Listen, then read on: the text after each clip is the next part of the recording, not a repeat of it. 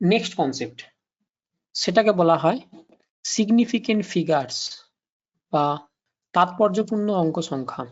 প্রথম জিনিসটা কি, সেটা হচ্ছে যে যখন কোনো ফিজিক্যাল কোয়ান্টিটিকে তুমি এক্সপ্রেস করো ম্যাথমেটিক্যালি, ধরো কোনো কিছু একটা ফিজিক্যাল কোয়ান্টিটির লেন্থ পেলে 42.3 সেন্টিমিটার, তো এটা কোনো ইনস্ট্রুমেন্ট ব্যবহার করে তুমি এই লেন্থটা মেজার করবে এবং মেজার করার সময় যতটা ডিজিট পর্যন্ত তুমি সার্টেন অর্থাৎ অ্যাকিউরেটলি বলতে পারবে যে আমি এখান পর্যন্ত একবার অ্যাকিউরেট, ওই ডিজিটাল যে পরিমাণটা আছে ওই পরিমাণটার মান একবার অ্যাকিউরেট, কোনো ভুল নেই, সেই ততগুলো নাম্বার অফ ডিজিটকে আমরা বলবো সিগনিফিকেন্ট ফিগার বা তাৎপর্যপূর্ণ অঙ্ক সংখ্যা। আর একটু ডিটেলসে বলি তাহলে ব্যাপারটা আরো ক্লিয়ার হবে। একটা উদাহরণ নিয়ে নেই। ধর তোমাকে এরকম একটা স্কেল দেওয়া আছে, যার দ্বন্দ্বটা মেজার করছো সেই দ্বন্দ্বটা এরকম, এটা হচ্ছে 0, 1, 2, 3। তো তুমি এটাকে মেজার করে তুমি বলছো যে এটার পরিমাণটা হচ্ছে যে তোমার 2.5, এটা যদি সেন্টিমিটার স্কেলে হয় সেন্টিমিটার। দেখো এখানে লক্ষ্য করো, 2 এই ডিজিটটাকে এই লেন্থটা ক্রস করেছে, কিন্তু 3 এটাকে কিন্তু টাচ করেনি। তার মানে এই মানটা 2 এবং 3 এদের মাঝখানে কোনো একটা ভ্যালু আছে।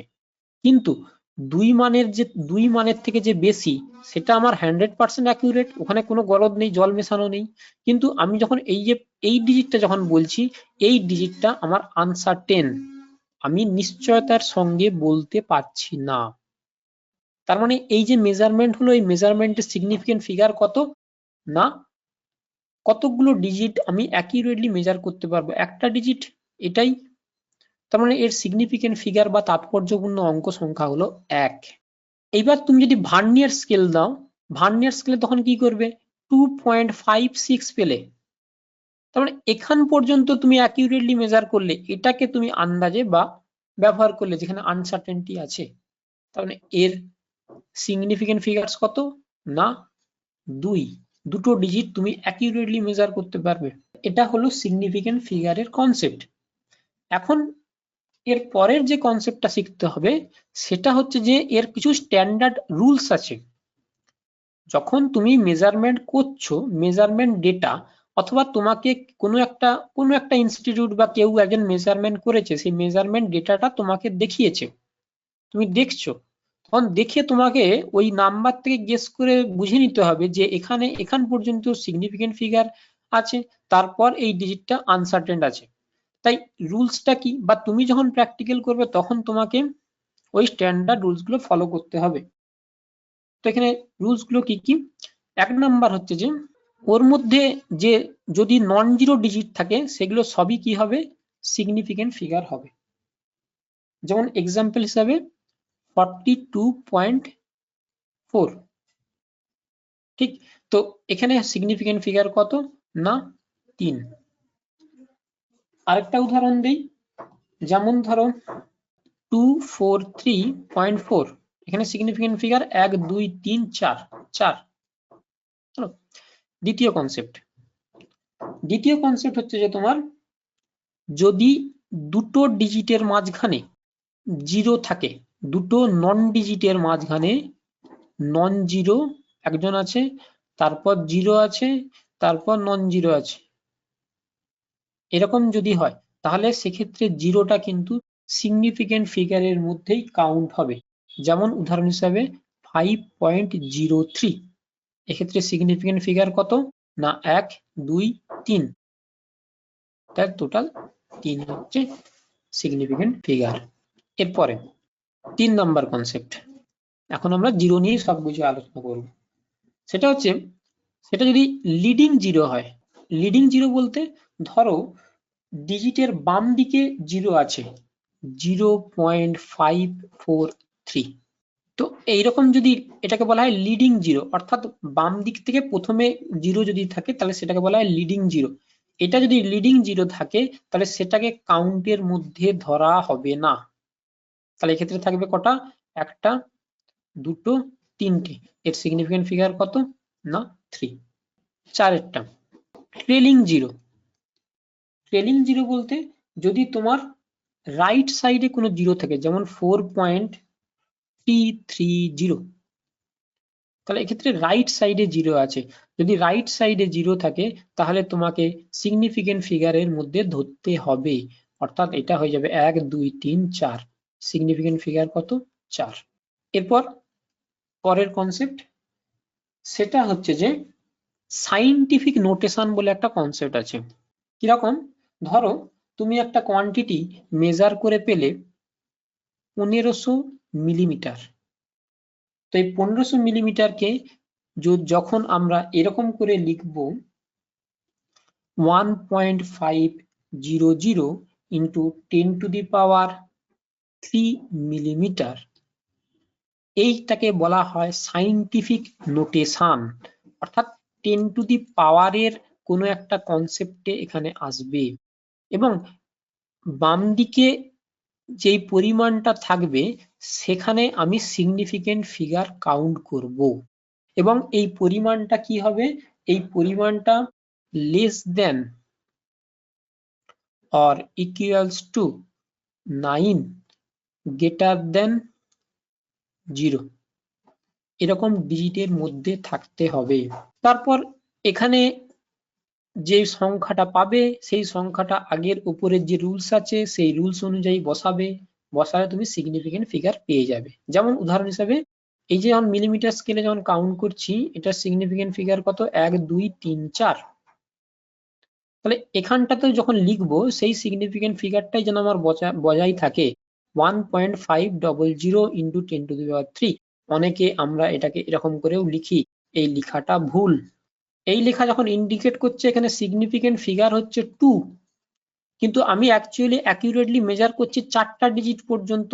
তাহলে সেই 4টে ডিজিট পর্যন্তই তোমাকে দেখাতে হবে, বোঝাতে হবে যে পরীক্ষককে যে এখানে আমি 4টা ডিজিট পর্যন্ত অ্যাকিউরেটলি মেজার করছি।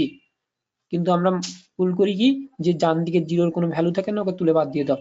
কিন্তু বাদ দেওয়াটা নয়, ওটাকে বোঝাতে হবে যে সিগনিফিকেন্ট ফিগার, ওই জন্য তুমি এটা মেজার করতে পারো না।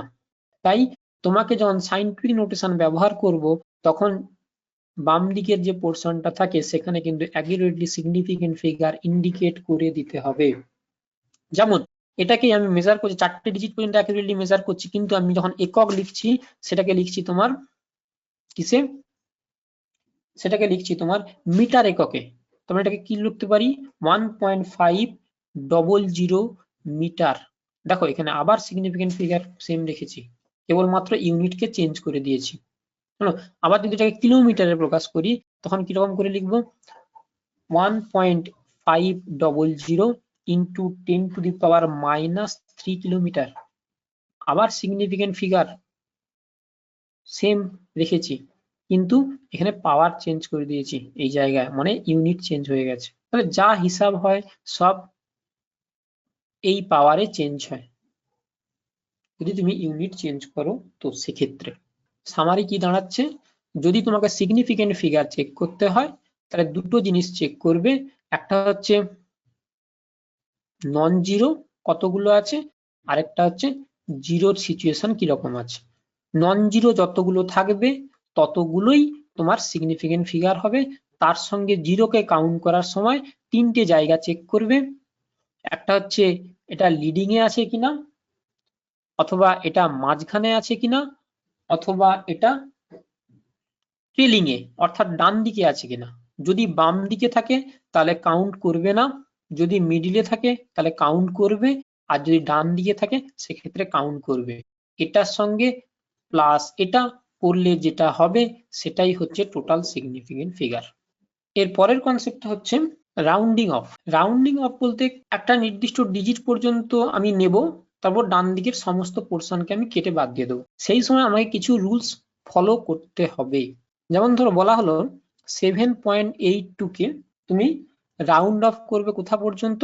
এখান পর্যন্ত। তো এখান পর্যন্ত তুমি নেবে, বাদ বাকি পোর্শন কেটে বাদ দিয়ে দেবে।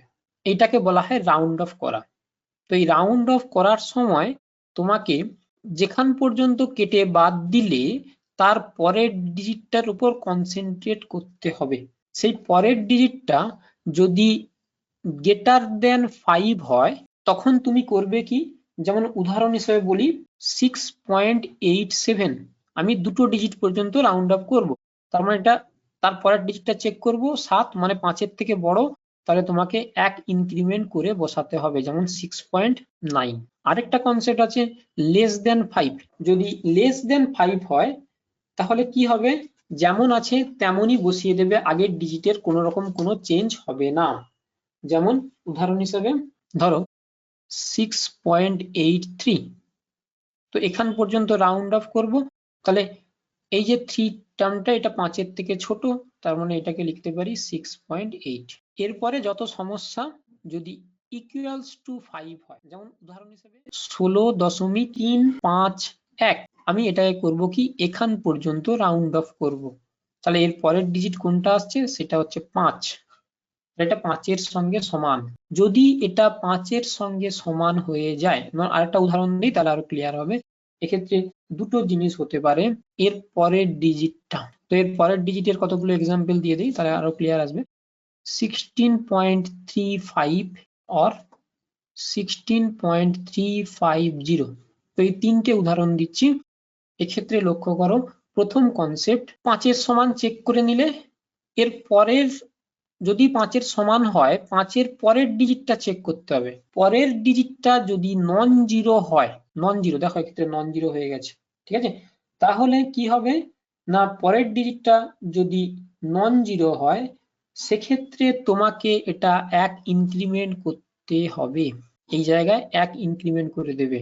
আর যদি সেটা নাথিং, কিছু যদি না থাকে, অথবা যদি জিরো হয়, এইরকম সিচুয়েশন হলে আবার এখানে দুটো ভাগে ভাগ করবে। দুটো ভাগে ভাগ করার পর কি দেখবে, দুটো ভাগে ভাগ করার পর তার আগের যে ডিজিট, এই ডিজিট অথবা এই ডিজিট চেক করবে।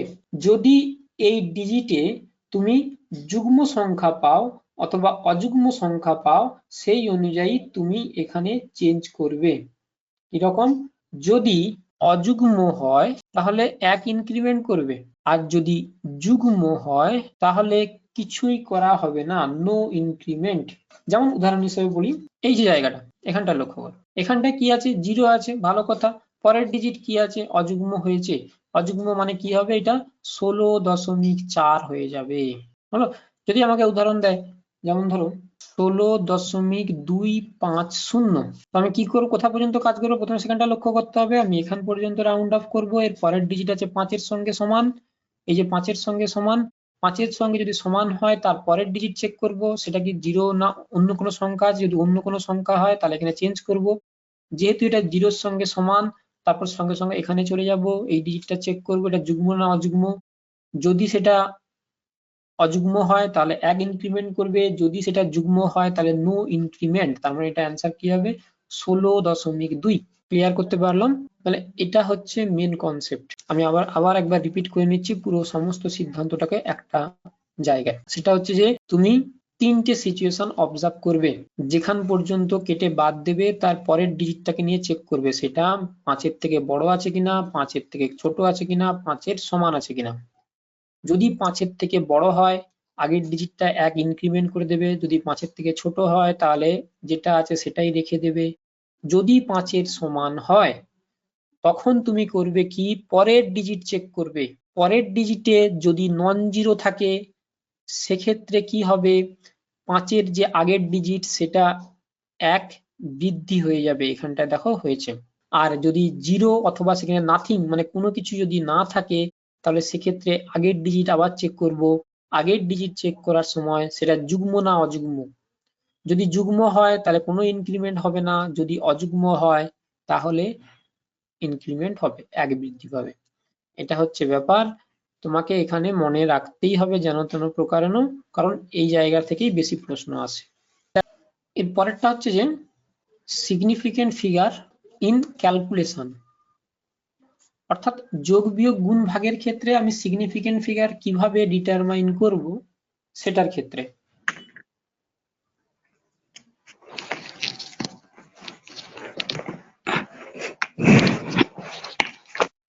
প্রথমে দেখি যোগের ক্ষেত্রে, যোগ আর বিয়োগের ক্ষেত্রে ধরো তোমাকে একটা ডিজিট দিয়ে দিয়েছে, ডিজিট দিলে আর ব্যাপারটা আরো ক্লিয়ার হবে। ধরো 33.2, 3.11.313, তো এই তিনটাকে যোগ করছি, যোগ করলে আনসার দাঁড়াবে এরকম 32736।